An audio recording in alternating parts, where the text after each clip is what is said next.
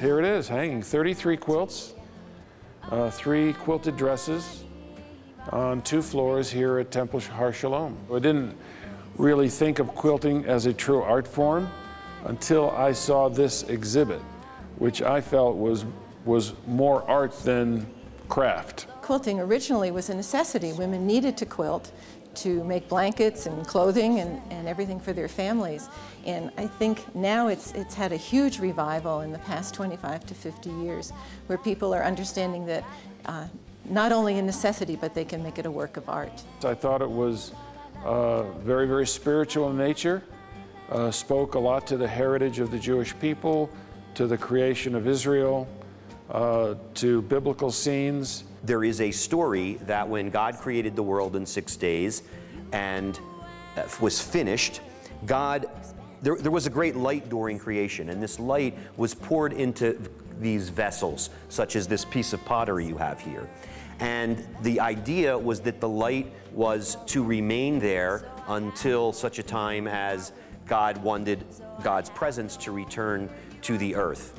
And it happened that one of these vessels broke and the light escaped, and I think the light escaping is represented by these gold discs here, and the light escaped.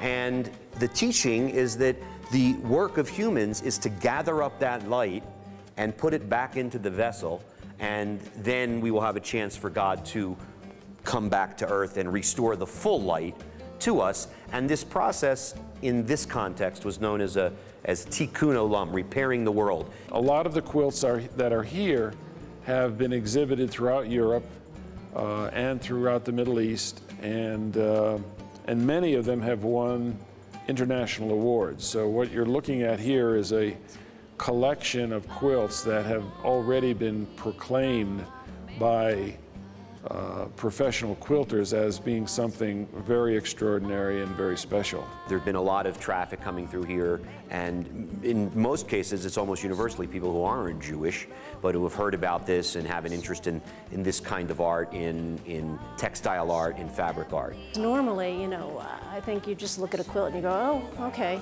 But when you start to appreciate the work that went into it, I mean, each individual piece and the tiny little attention to detail that I really can't even fathom, let alone doing it, but having the time to do it is really an amazing skill to me. When you come here, you have such an appreciation for the use of light and color that all of these exhibit.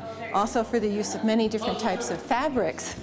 Not just one fabric, but different textures. Even though some of these things are what we might call at first glance secular, in fact, they have a deep-seated national overtone, or they really speak to us in a national way. And this idea of a Jewish person, either in Eastern Europe or here in the United States, as a peddler, is something that very much is part of our cultural and historical memory.